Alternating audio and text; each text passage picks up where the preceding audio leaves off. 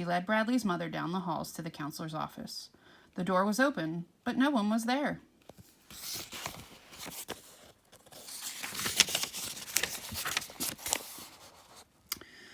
Bradley's mother stepped into the room. Boxes were everywhere. Some were turned over, with their contents half spilled onto the floor.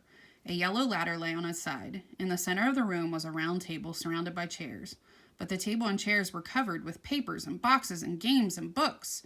There was hardly room for Bradley's mother and teacher to stand. "She's just moving in," Mrs. Ebel explained. "I'm sure she'll have it cleaned up by tomorrow." Mrs. Chalker shrugged. She picked up a dolphin puppet from an open box on the table and put her hand inside it.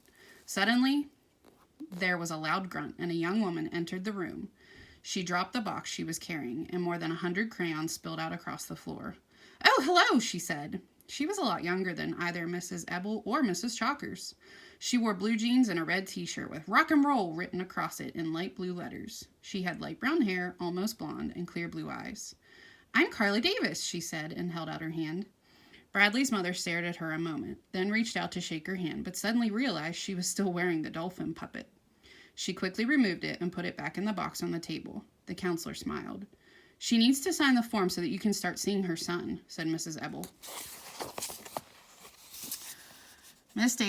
Miss Davis looked hopelessly around her office. "They're around here somewhere," she muttered, then began tearing into the boxes. "Perhaps I'd better come back," said Bradley's mother. "Found them," said the counselor, holding up the forms.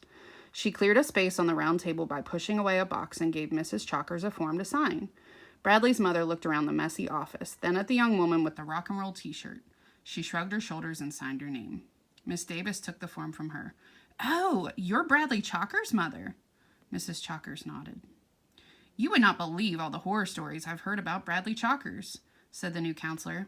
"I've been here less than 3 hours, but it seems like every teacher in the school has dropped by to warn me about him." "Deep down, he really is," Bradley's mother started to say. "I can't wait to meet him," the counselor interrupted. "He sounds charming, just delightful."